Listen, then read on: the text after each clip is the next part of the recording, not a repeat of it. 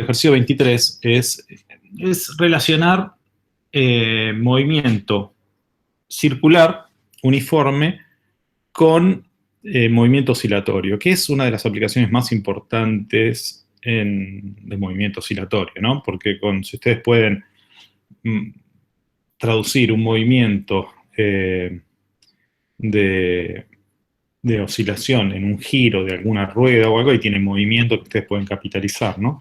Entonces, un movimiento armónico puede traducirse en el giro de algo y viceversa. En realidad, en un movimiento circular tenemos dos movimientos armónicos sincronizados, uno en X y uno en Y, ¿no? Porque si tenemos, vamos a poner movimiento circular uniforme. Esto es la cinemática, ¿no? Si tenemos, tenemos nuestros ejes y tenemos un círculo y tenemos un movimiento circular uniforme, pongamos que un pistón, ¿no? Unido a un punto del círculo que está girando. Este ángulo de aquí, esto es la amplitud, ¿no? La amplitud el radio, si quieren, vamos a llamarlo radio o amplitud del círculo, ¿no? Radio del círculo. Y esto, si está en movimiento circular uniforme, el ángulo va a ser la velocidad angular por el tiempo, ¿no? Depende del tiempo que pasó, tiene velocidad angular por tiempo, es el ángulo. ¿Y cómo descomponen este punto si tienen el ángulo? Tiene coordenada X y coordenada Y, ¿sí? La coordenada de X, ¿por qué viene dada? Por el coseno del ángulo. Gracias. Por el radio. Ahí está, por el radio que es, acá lo llamé A, coseno de omega t. Y la coordenada Y. Por el seno. Es la misma amplitud por el seno de omega t.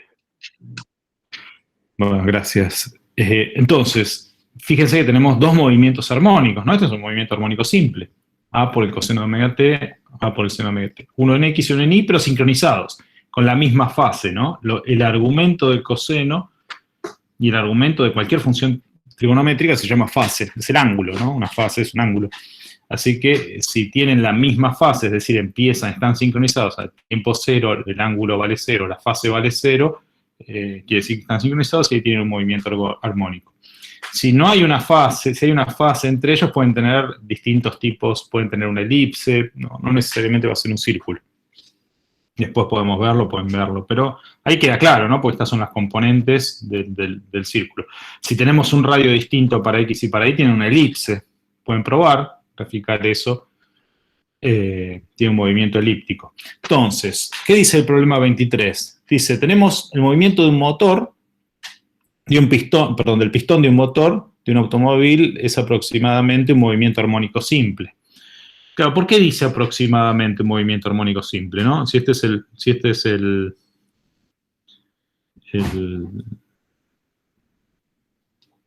movimiento circular de la... Este es el movimiento del pistón y este es el movimiento, si quieren, que va a terminar siendo el movimiento de una rueda, ¿no? Que mueve algún eje, que mueve alguna rueda. Vamos a obviar toda la parte técnica, pero bueno, es esencialmente esto, ¿no? Tienen un brazo que une el pistón, que se mueve en una dimensión, y esto no va a ser totalmente armónico, porque lo que tienen armónico acá es el movimiento en X, ¿no? O si quieren al revés, si tenemos un movimiento perfectamente armónico en el pistón, no vamos a tener un movimiento circular uniforme en la rueda, una de dos. Pero lo que se garantiza con más facilidad es el movimiento circular, y esto se va a traducir en un movimiento que es aproximadamente armónico, ¿no? Sería armónico si estaríamos testeando solo la coordenada X, pero ahí sería un movimiento en una dimensión, ¿no? Sería un pistón y un pistón.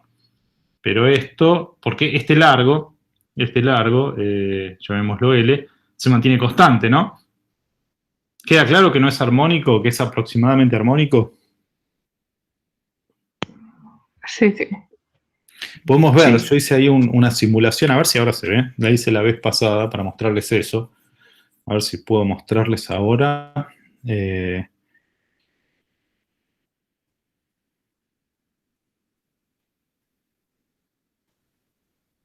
Ahí dejé de presentar.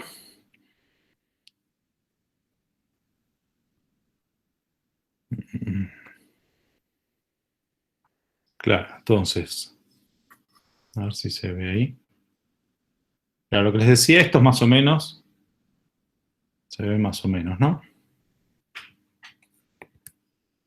Este es más o menos, este es un GIF de es más o menos el movimiento de un pistón, ¿no? Un movimiento circular se traduce en y al revés, un movimiento oscilatorio en una dimensión se traduce en un movimiento circular. Pero si esta longitud, bueno, estos son tres, ¿no? Si esta longitud se mantiene constante, vamos a ver acá en la simulación que hice, fíjense, acá puse una flechita roja y una negra que tiene una longitud de 5 unidades, ¿no? 2, 3, 5 unidades. Y esto es un círculo que tiene radio. Acá les puse el radio para que jueguen. Después, si quieren, se los paso esto. Lo armé. No es muy difícil de armar esto. Bien, pueden verlo después. Cómo jugar con esto. Tiene la amplitud que es 2, que es el del círculo. Y voy a quitar el rojo, el vector rojo. Puse un vector negro que se mueve. A ver si. Que se mueve con. Se me fue. Ahora se ve bien, ¿no? Ahora lo que no logro yo es ahí. Si yo pongo que el tiempo pase, ustedes ven que ahí se ve, ¿no? Se mantiene la recta. Acá estoy exagerando, es un pistón que mueve una rueda enorme. Así que esto va a ser aproximadamente armónico. Lo que hice para ver si era armónico lo comparo con un vector que se mueve siguiendo la coordenada x sola, que yo sé que esa coordenada x es armónica, ¿no? Porque es el coseno de omega t. Esto está moviéndose con omega t, ¿sí? Entonces ven que el vector, la flechita roja, que también mide 5, ven que no es exactamente, las puntas no coinciden, porque justamente este tiene que seguir todo el círculo y este se mueve en x. Si las longitudes son iguales, y lo que hice acá después fue graficar, a ver si, fue graficar eso. La traza negra, se ve ahí, la traza negra sigue al pistón, la traza roja un movimiento armónico simple. Se ve que son aproximadamente iguales, pero no son iguales. ¿Se ve la diferencia? Sí, yo creo que la veo, pues yo la veo. Sí, se ve que está un cachín más corrido. Claro, fíjense que acá es exageradamente grande. El tamaño de la rueda es de 4, la carrera del pistón es de 4, la carrera se llama al doble de la amplitud del movimiento, es de 4 unidades, y el tamaño de la biela esta del brazo es de 5, así que casi la carrera es igual que el brazo, es exagerado y es casi, ven que casi no hay diferencia con una función trigonométrica. ¿Qué pasa si yo achico? A ver, lo voy a dejar, voy a empezar de nuevo. Empezar con el tiempo. Ahí, a ver si se ve mejor, ahí superpone, se ve un poquito mejor. ¿Qué pasa si yo achico el radio? Le digo, en vez de 2, que es exagerado, que esto me da una carrera de 4, una amplitud de 4, total, ¿no? De mínimo a máximo es 4, la amplitud del movimiento del pistón. El movimiento total del pistón, no la amplitud, sino el total. Si yo ahora le doy a esto, en lugar de 2 le doy, qué sé yo, algo mucho más chico, 0,6, qué sé yo. Bueno, ahí se me fue la mano, se me fue a 800. 0,7. Bueno, ahora fíjense, a ver si puedo agrandar un poco esto, para que se vea.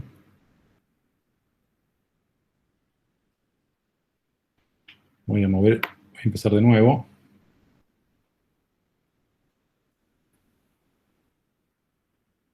No, se me... 0. Bueno, 0,5 y medio. Voy a ampliar un poco.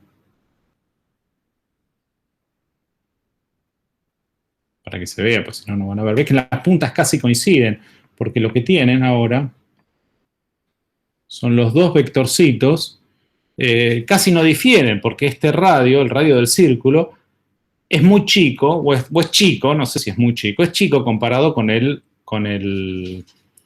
sí, es 10 veces menor que el tamaño del brazo del pistón. Y ven que ahí el coseno y el movimiento del pistón es casi un coseno de omega t. Muy parecido. Si ahí amplío más, vuelvo a empezar a ver. Voy a ampliar más para que se vea eso. Hay muy poca diferencia. No sé si se llega a ver.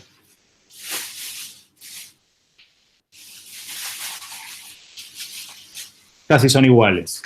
Y cuanto más chica esa relación, cada vez más parecido es un movimiento armónico. Así que está bien aproximar el movimiento de un pistón por un movimiento armónico. Y la ventaja es que el movimiento armónico, ¿me van siguiendo ahí?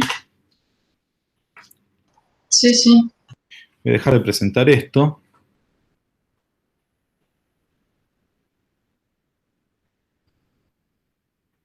Y ahora vuelvo a lo que estaba presentando antes.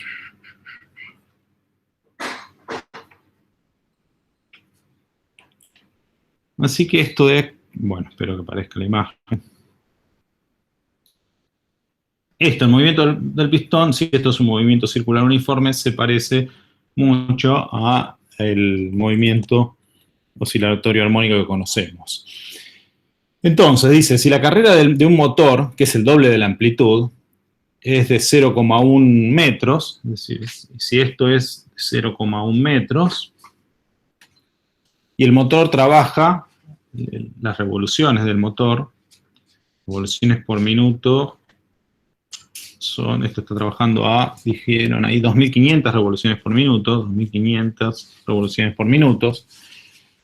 Calcular la aceleración del pistón en el extremo de la carrera. El extremo de la carrera son estos puntos, de aquí o aquí. ¿Sí?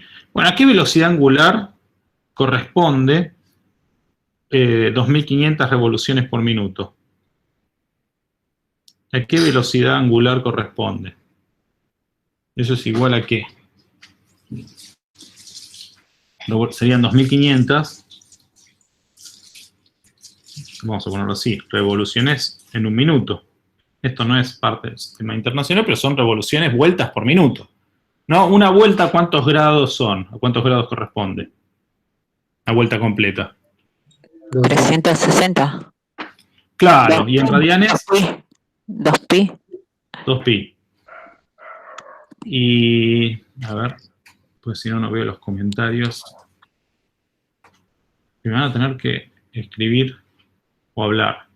2pi y un minuto, ¿cuántos segundos son? ¿No? Si esto lo queremos pasar a radianes por segundo, necesitamos pasar las revoluciones a radianes, es decir, una revolución son 2pi, y un minuto son 60 segundos, ¿no? Sí. Entonces, esta cuenta, ¿cuánto da? A ver si ustedes tienen una calculadora. A mí me la sacaron. 250 tercios de pi. Ah, no me la sacaron. Yo no la encuentro. 200, ¿seguro? 2.500 no hice la cuenta, pero si ustedes hacen 2 por... 261,79. Bueno, ahí vamos a ver entonces con qué 261,79. ¿Cuántas cifras significativas? Vamos a usar un poco eso que vimos, ¿no? ¿Cuántas cifras significativas me están dando? Fíjense en el problema.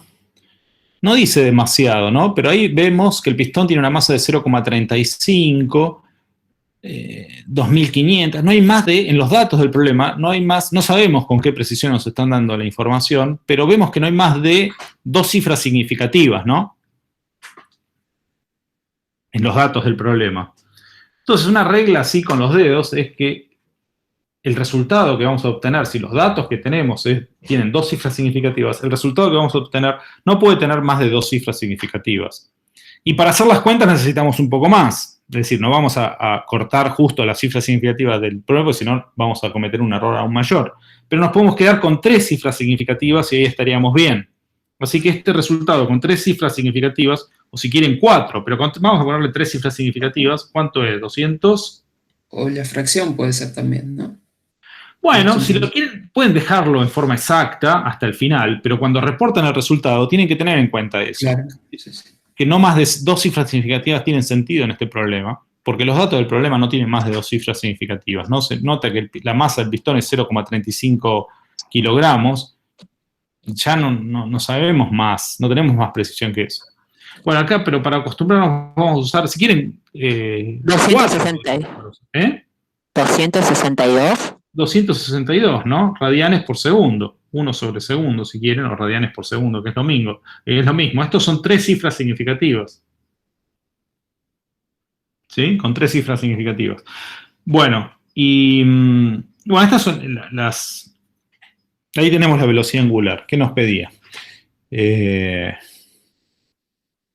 Calcular la aceleración del pistón. Bueno, ¿cómo es el movimiento de este pistón? Dijimos que es aproximadamente un movimiento armónico simple. Esta, la coordenada X del pistón, ¿no? Este movimiento es... ¿Cuál es la amplitud del pistón? El pistón se está moviendo de aquí hasta aquí, digamos. Y dijeron que la carrera del pistón es de 0,1 metros. Esta coordenada la podemos llamar X. Y si quieren el X lo podemos poner en un extremo, en el medio. Donde quieran, podemos ponerlo en el medio. En el medio del movimiento. ¿Cuál es la amplitud del movimiento de este pistón? Este pistón, ¿no? 0,05. ¿no? 0,05, ¿no? 0,05. No le voy a poner unidades, las vamos a dejar afuera porque si no se me hace un lío y después se confunden las unidades con los valores de las magnitudes. 0,05 y pongamos que es un coseno, ¿no? O seno. Si empieza, depende de dónde empieza, no nos dicen dónde empieza, entonces va a dar lo mismo. Podemos poner coseno o seno, da lo mismo. Coseno de omega, que es 262, por t.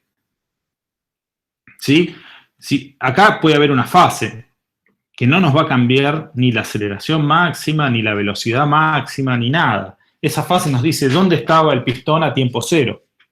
¿Sí? Porque un coseno se puede transformar en un seno si yo le sumo o le resto pi sobre 2. ¿Sí? ¿Se entiende eso?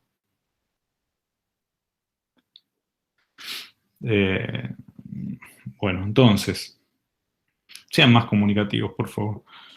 Si no, no sé si estoy explicando demasiado, sobreexplicando o subexplicando. Se entiende. Profe, Sí. ¿por qué no puso ahí más phi, el ángulo? Es que No, porque no nos dice, y tampoco para lo que veo, que claro, primero hay que leer el problema completo, ¿no? Dice, ¿cuál es, qué velocidad tiene el pistón en el punto medio de su carrera? Eso no depende de cuándo empezó. Si quieren la podemos dejar. Sí, en realidad sería más correcto dejarlo, pero va a ser irrelevante esa fase. Lo voy a tachar ahí. Vamos a dejar una fase que va a depender de cuándo empieza, que no nos dice en ningún momento a tiempo cero dónde estaba. Esta fase tiene que ver con dónde estaba a tiempo cero. Si yo les digo a 0, esto, y ahí la despejan, ¿no? Si en 0 vale 0, esta fase, vean, ¿no? Si en tiempo 0, supongamos que tiempo 0, la posición, nos dicen esto, la posición es 0, pero esto no es lo que pasa, pero si fuese así, tendríamos 0, 0,05 coseno de phi. ¿Y cuánto nos da coseno? Esto se me va y me queda, entonces phi igual a pi sobre 2 o menos pi sobre 2, ¿sí? Un ejemplo, una fase posible es pi sobre 2, o podría ser menos pi sobre 2, más 2 que pi, hay 2, ¿no? Sí. Una es pi sobre 2 y ahí nos tendríamos la fase para que eso pase, es decir, este coseno se transformaría en un seno. Bueno, pero esto no nos dan esto, no nos dieron ese dato, ni lo tenemos que usar, pero digo, bueno, supongamos que se los pide. Bueno, dice, ¿qué velocidad tiene? Entonces, si el pistón tiene una masa, veamos, entonces la masa del pistón es de 0,35 kilogramos. ¿Qué fuerza neta debe ejercerse... Ah, no, perdí la parte A. Si la carrera de un motor es de 0,1 metros, el motor gira esta revolución, calcular la aceleración del pistón en el extremo de la carrera. Nos piden la aceleración aquí y aquí. ¿Cómo calculamos la aceleración?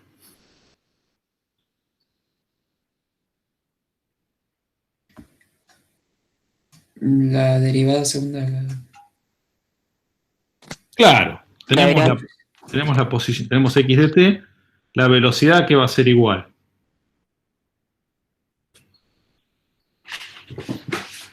La velocidad va a ser igual a la derivada, ¿no? Todo esto es movimiento en una sola dimensión, así que acá no hay vector, y esto es 0,05, la derivada del coseno. Seno. Igual Con estoy menos, pensando que si es Menos, MSU. menos.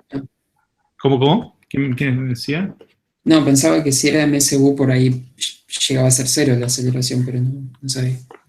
Si era, ahí no te escuché, voy a subir un poco el volumen, porque está medio bajo. Como que si era MSU la aceleración era cero, pero capaz que estoy mal. No. Movimiento Sí. circular uniforme. Bueno, la pregunta es, ¿a la aceleración es cero de qué cosa, no? Si vos Del tenés un pistón, movimiento... no de. Ahí Claro, el centrípeta.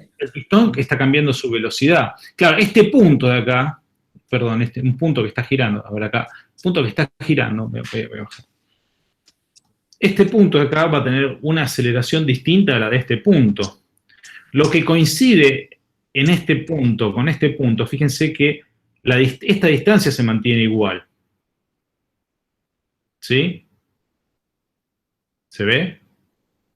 Si esta distancia se mantiene constante, que es L, que es el largo del pistón, el largo del brazo del pistón, entonces lo que comparte este punto con este punto es el módulo de la velocidad, ¿no? O habría que verlo, como pasamos. Hay un vínculo, pero este punto, el pistón va a tener una velocidad y este otra, distinta. Este está haciendo un movimiento circular y este está siguiendo un movimiento oscilatorio.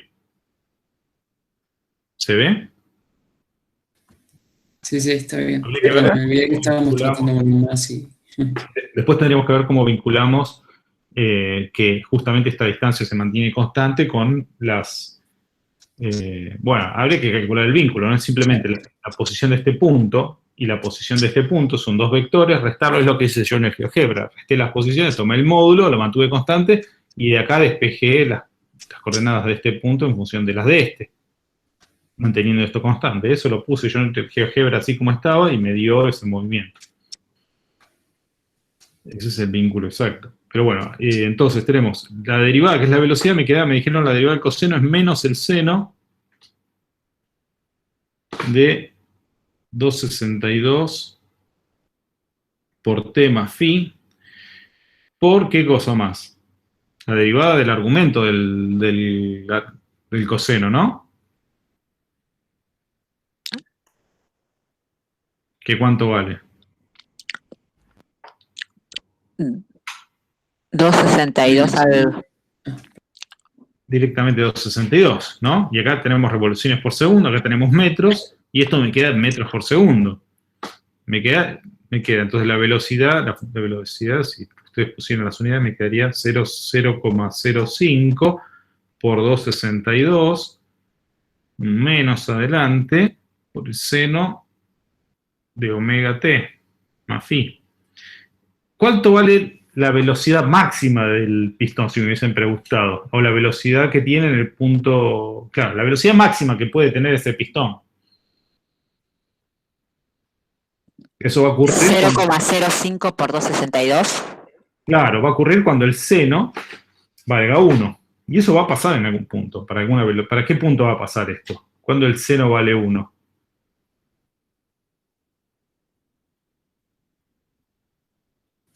En algún tiempo, ¿no? Cuando el argumento valga pi sobre 2. Sobre 2.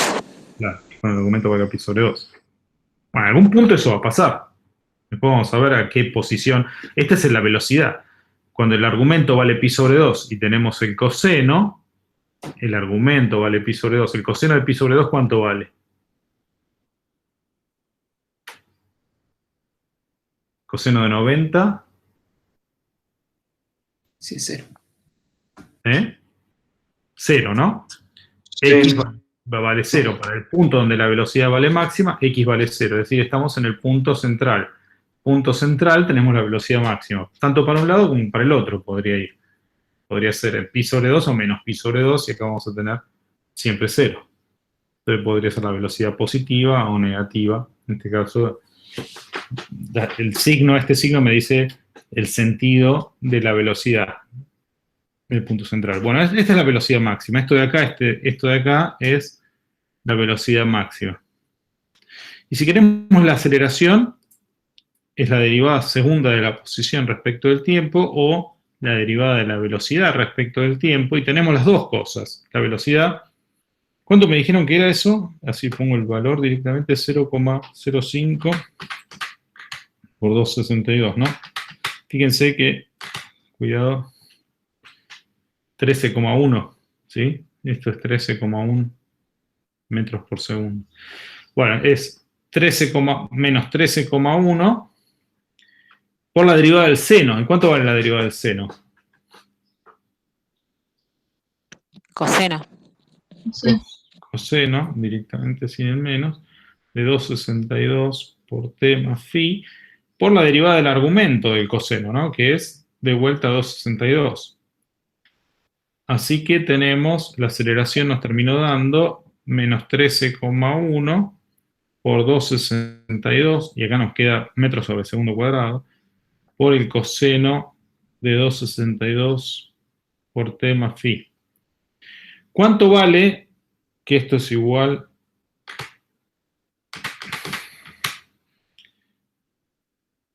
a 3.432? Pero dijimos no más de 3 cifras significativas. 3.430, ¿no?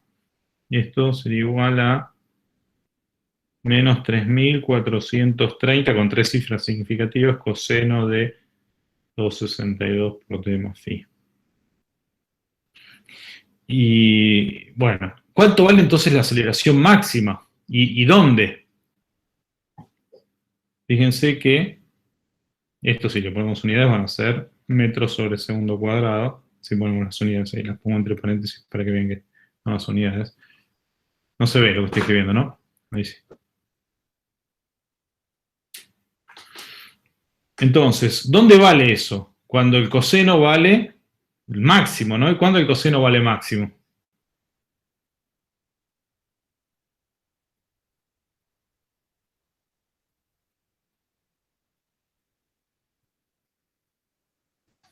Cuando es 0, cuando es igual a 1, digamos, ¿no? Es el ángulo sería. Claro, cuando el argumento, cuando el coseno vale máximo, cuando vale 1, y el argumento vale o 0 o Más 2pi, digamos. o pi también, ¿no? Vale menos 1. Ah, sí, perdón. En menos 1 también tenemos que esto vale máximo. Bueno, el módulo no vale máximo en módulo. Cuando el argumento vale 0, va a valer menos 3.430, y cuando vale menos 1 va a valer más 3.430.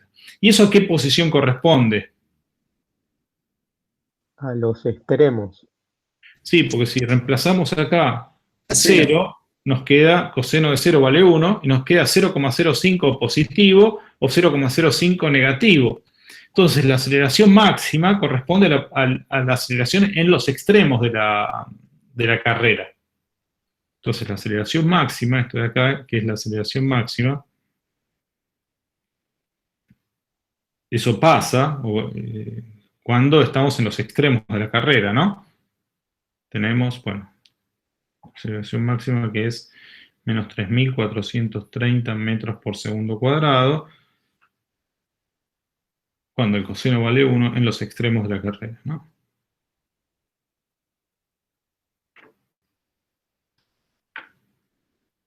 Entonces, ¿se entendió? Hay parte que la dije verbalmente, hay parte que lo hice. Ahí se ve, ¿no?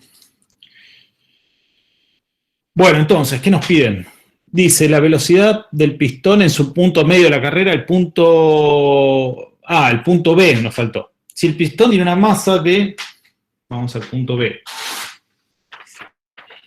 Si el pistón tiene una masa de... si no me voy a olvidar. La masa del pistón es 0,35 kilogramos.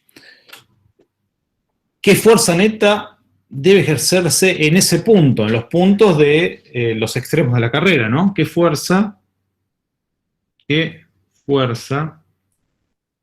se está ejerciendo, en realidad, de la manera correcta? No queda claro cómo está redactado. ¿Qué fuerza se ejerce sobre el pistón?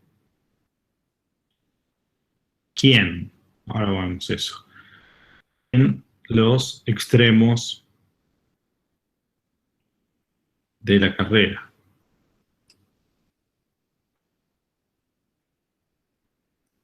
Entonces, la pregunta es esta. ¿Quién ejerce la fuerza, no? ¿Quién ejerce la fuerza en los extremos de la carrera? ¿Quién está ejerciendo esa fuerza?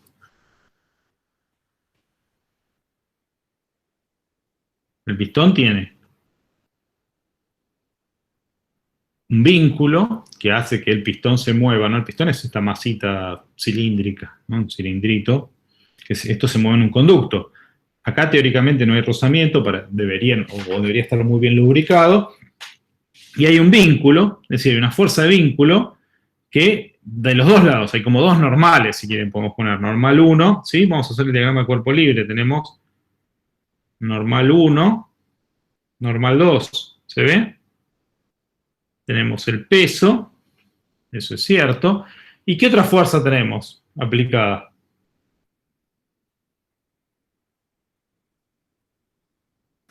Pregunta por ahí tonta, ¿pero el vínculo haría fuerza o no? Porque sí, bueno, tendría que... ¿A qué vínculo? Acá tenemos el vínculo que es este es el tubo donde está metido el pistón. Sí, hay una fuerza hay dos fuerzas que impiden que el pistón salga de ahí, ¿no? Que lo mantienen en este tubo, en el cilindro, se llama cilindro, ¿no? Que lo mantienen en el cilindro. Pero acá además hay una fuerza, que no sabemos para qué lado, depende, ¿no? Donde está el pistón, hay una fuerza que está siendo ejercido, o está siendo tirado, o está siendo tirado, o está siendo empujado por la biela esta, en realidad, por el brazo. En realidad esta fuerza tiene un ángulo, ¿no? Vamos a poner, tiene un ángulo. Que este ángulo dependerá de cómo está apuntando el pistón. ¿Sí? Entonces hay 4 fuerzas aplicadas sobre el pistón. Hay 2 normales, el peso, y esta fuerza que tiene que ver con el brazo del pistón, ¿no? Esa es la fuerza que mueve el pistón. Si esto es solo un movimiento circular que está en movimiento, estamos suponiendo que el movimiento circular mueve el pistón y no al revés, ¿no? Si no, debería haber una explosión de un gas, alguna fuerza, bueno, en algún lado o la fuerza está siendo aplicada y esto. Pero supongamos que el movimiento circular mueve al pistón, entonces esta fuerza está siendo aplicada por el brazo. ¿Dónde están los pares de interacción de cada una de estas fuerzas? De la normal 1, ¿dónde está?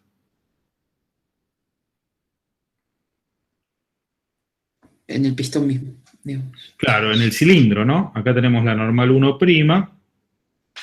y la normal 2', en las paredes del pistón.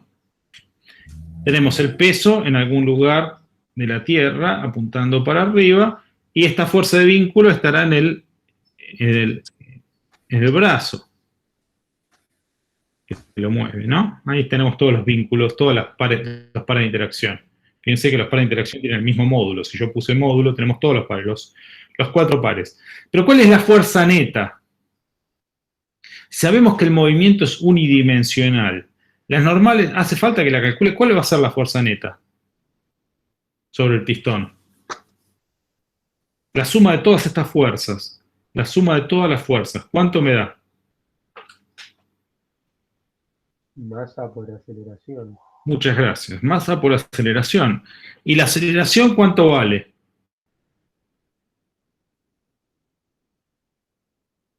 La calculamos, ¿no? Hace un ratito. Ya la tiré. 3.430.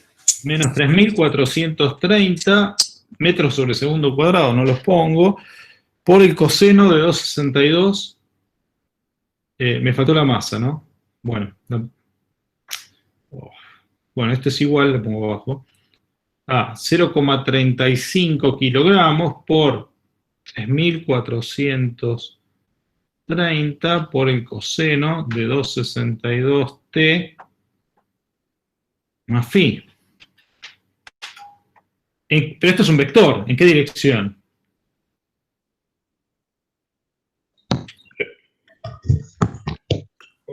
Y En X, ¿no? Yo había puesto el eje X acá, ¿se acuerdan? En el centro había puesto la coordenada X en el centro del movimiento del pistón y lo habíamos puesto hace un ratito, ¿no? Y ¿se acuerdan? Si no se acuerdan, lo refresco. Acá había puesto el eje X, había dicho que esto estaba en X. Esto está en X versor. Este X está en X versor, la velocidad está en X versor, la velocidad está en X versor, y la aceleración está en X versor. Movimiento unidimensional. ¿Sí? Así que entonces, la suma de todas estas fuerzas, que es masa por aceleración, se van a morir todas. ¿Y qué componente, qué fuerza me va a quedar? Una fuerza en...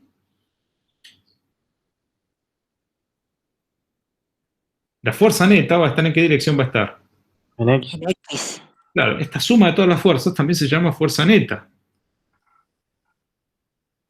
Es la fuerza neta, ¿no? Si yo sumo todas las fuerzas, es la fuerza que me queda. Las normales se cancelarán con la componente de la fuerza que va en vertical, y solo me queda la componente de esta fuerza en X.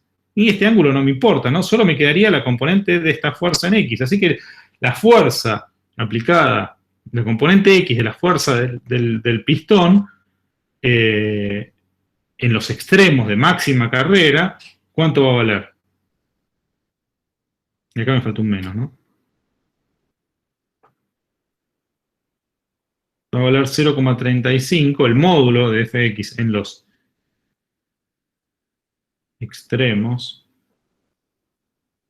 0,35 kilogramos por 3.004 por el valor máximo de la aceleración, que es el valor de la aceleración en esos extremos. ¿Sí? ¿Y esto cuánto vale? 0,35 por 3.430 era, ¿no? Sí, ¿no? 3.430. 1.200. 1.200,5, pero serían 1.200 con 3 cifras significativas, es 1.200. ¿Sí? 3 cifras significativas. Recuerden que estamos teniendo 3 cifras significativas. 1.200 newton. 3 cifras significativas. En los extremos de la carrera. ¿Cuánto vale la fuerza neta aplicada sobre el pistón en el punto central de la carrera? El punto central. ¿Cuánto vale la aceleración en el punto central? Profe, le preguntan en el chat qué pasó con el coseno. Y porque estamos en los extremos de la carrera. Y en los extremos de la carrera, ¿cuánto vale el coseno? El coseno de 262 por t más phi, esto vale 1, ¿no? ¿Cuánto valen los extremos de la carrera? Tenemos 0,05, porque es el x, ¿no? Sería el x. Esto, en este caso, vale 0,05 o, en los extremos, menos 0,05. Es decir, si paso dividiendo esto, el coseno de acá, el coseno de 262t más phi, vale 1 o menos 1. Sí. Pero por eso, en los extremos de la carrera ya lo hice porque ya lo habíamos calculado en el punto anterior, habíamos calculado cuánto valía la aceleración en los extremos de la carrera.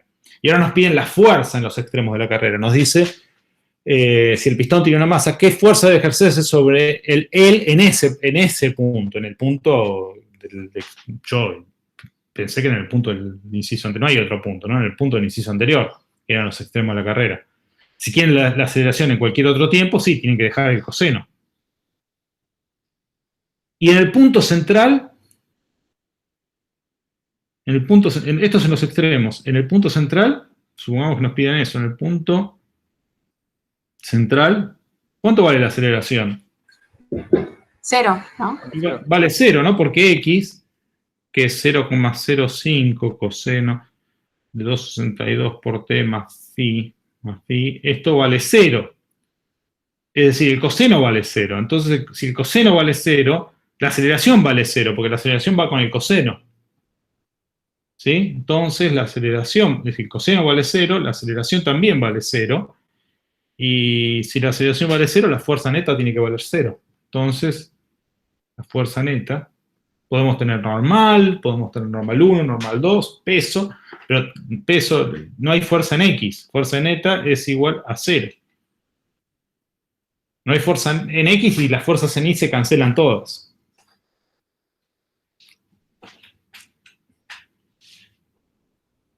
Bueno, más o menos quedó esto discutido lo suficiente. ¿Quieren que le demos una vuelta de rosca más? Quiero que pasemos a alguno donde se ve energía.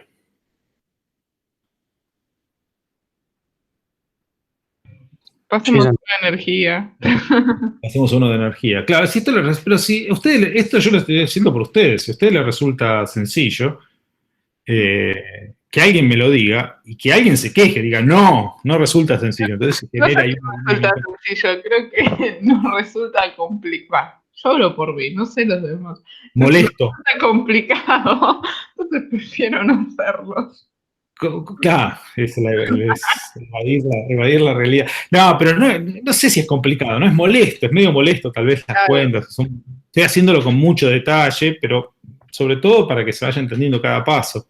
Pues recuerden, ¿no? Que para mí lo más importante de la materia es que ustedes entiendan lo que hacen, ¿sí? Que pueden razonar punto por punto lo que van haciendo. Si logran eso, les va a dejar un beneficio, no se olvidan más. Para empezar, no se olvidan más. Tienen que usar poca memoria, de hecho pueden deducir un montón de cosas. Y me parece que es la mejor manera de aprender, ¿no? Pues si van a memorizar ahora técnicas de resolución de ejercicio no tiene mucho sentido, ¿no? Con YouTube o las miran de vuelta en 2 minutos. Digo, no demasiado sentido profesional, ¿no? Me parece que el desafío está en entender lo que están haciendo. Y eso sí les deja un beneficio a posteriori, decir en la vida profesional o en lo que sea. Con 3 cifras significativas, 1200, sí señor. ¿Qué dice en el paréntesis 1200 newton? Sí. No, acá, 1200 newton, con 3 cifras, sí, 3 cifras significativas, dice, dentro del paréntesis. Y en realidad, deberíamos reportar solo 2 de estas 3. Acá justo es 0. Pero como el ejercicio, cuando reportamos el final, la fuerza es 1200. En este caso no cambia demasiado. Pero más de 3 no podemos reportar porque todo el problema no tenía más de 3, las magnitudes dadas no tenían más de 3. Así que si no aclara nada, suele pasar eso, que lo que se pide es que se respete eso. Sí, si yo pongo un resultado con 18 decimales, esto me acuerdo, ¿no? De una anécdota de un estudiante un estudiante de doctorado, que presentó un informe muy bueno y al final presentó el resultado. Un informe muy bueno, era un informe de una práctica de laboratorio, pero de doctorado. Y presentó un resultado y le puso como 10 cifras significativas. El profesor abrió los ojos y dice, ¿cómo midió con tanta precisión? Y no había medido con esa precisión. Y quedó desaprobado ese chico. Porque ¿cómo podés garantizar esas cifras que pusiste? Entonces, ¿para qué las pusiste? ¿Está bien? El lenguaje que estamos usando es muy específico. Entonces tenemos que aprender un poco a hablarlo. ¿Sí? No es que esté mal, es que está mal porque estás reportando algo que no es. ¿Sí?